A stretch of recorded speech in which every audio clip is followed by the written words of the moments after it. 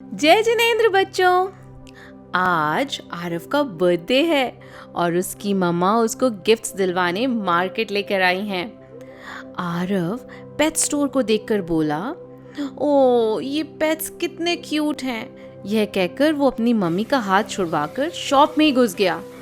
आरव ने बोला, मम्मा देखो कितने कलरफुल बर्ड्स हैं, कितने क्यूट फरी किटन्स हैं, और ये तो देखो इन सुपर अडोरेबल पपीज को।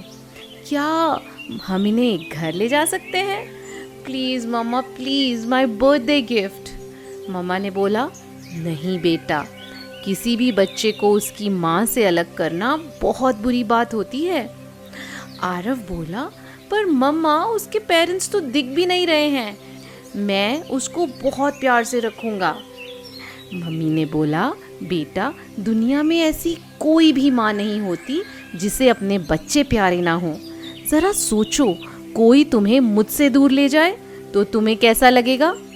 वैसे ही हर बेबी एनिमल को बहुत दुख लगता है जब उसको ज़बरदस्ती उसकी माँ से अलग कर दिया जाता है, और वो हमें कर्स भी कर सकते हैं। इसका रिजल्ट तो वही होगा जो जीवनधर स्वामी के साथ हुआ। ये जीवनधर स्वामी कौन थे और क्या हुआ था उनके साथ? बेटा आप भूल गए प्रामाणिक समूह की नमोकार मंत्र वाली स्टोरी जो देखी थी? उसमें हमने बताया था ना कि कैसे जीवनधर कुमार ने मरते हुए एक कुत्ते को, एक डॉग को नमोकार मंत्र सुनाया था, जिससे वह कुत्ता मरकर देव हुआ। जीवनधर कुमार 23 कामदेव थे। जब जीवनधर अपनी मम्मी के टमी में थे ना, तब उनके राज्य के मंत्री काष्ठांगार ने ही राज्य पाने की इच्छा से उनके पिता पर अटैक कर दिया था। राजा को पता चला कि अब उनकी आयु ज़्यादा नहीं बची है, तो उन्होंने अपनी प्रेग्नेंट वाइफ और बच्चे की जान बचाने के लिए उन्हें एक पीकॉक शेप के विमान में कहीं दूर भेज दिया। वह विमान पास के ही शमशान में गिर गया और रानी ने वहीं एक सुंदर पुत्र को जन्म दिया। उसी समय वहाँ पर एक देवी प्रकट हुई। उस देवी ने रानी से कहा कि तुम अपने पुत्र की चिंता मत करो, एक सेठ इसका अच्छे से पालन करेगा। उसकी बात सुनकर रानी पास में ही छुप गई। उसी समय एक सेठ जी शमशान में अपने मरे हुए न्यूबॉर्न बेटे के अंतिम संस्कार करने के लिए आए थे, तो उन्होंने बालक जीवनधर को वहाँ अकेला देखा, तो उसकी प्राणों की रक्षा करने के लिए वो उसे अपने घर ले गए। सेठ जी के घर में जीवनधर स्वामी तो खूब लाड़ प्यार और ऐशो आराम में बड़े होने लगे। जब जीवनधर और बड़े हुए ना, तब किसी पुण्य के कारण से वो अपनी असली माँ से मिले। उन्होंने अपने छीने हुए राज्य को जीता। एक दिन राजा जीवनधर अपने बगीचे में टहल रहे थे, तभी उन्होंने कुछ बंदरों को लड़ते देखा। फिर देखा कि उस बगीचे का माली उन बंदरों को डंडे मारकर भगा रहा है। यह देखते ही जीवनधर कुमार को बड़ा वैराग्य हो गया और वो चिंतन करने लगे कि देखो, इस संसार में सुख हो या दुख, कोई ना कोई हमसे उच्च यानी सुपीरियर तो होता ही है।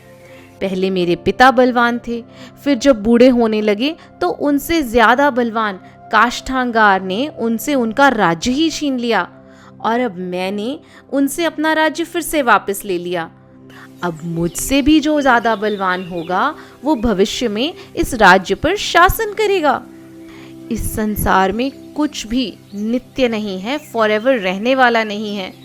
ना ही वेल्थ, ना ही हेल्थ, ना पावर, ना हैप्पीनेस और ना ही सॉरोज।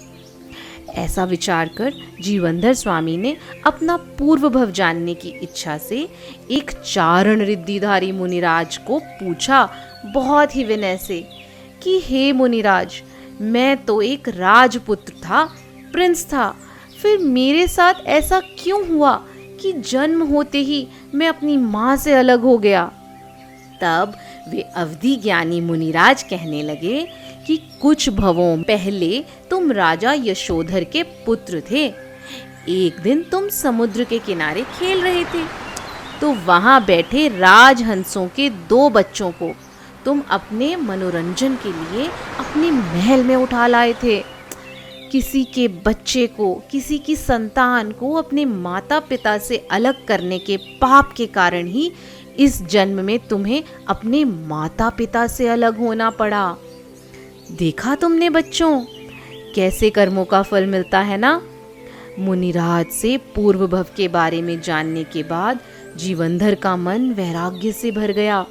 वे सोचते रहे कि इतने कर्मों को तो जीव अकेला ही भोगता है, कोई भी उसका साथ नहीं देता। केवल आत्मा और मोक्ष का सुख ही नित्य रहने वाला है, शाश्वत है, हमेशा बना रहने वाला है।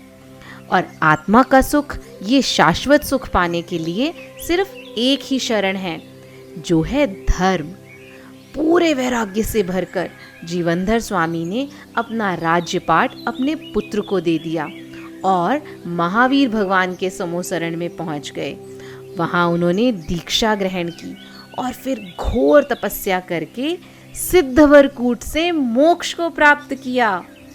देखा बच्चों, कैसे अपने पूर्व भव के एक पाप कर्म के कारण, यक्षियों को अपनी माँ बाप से अलग करने के कारण जीवनधर कुमार को अपने माता पिता से अलग रहना पड़ा।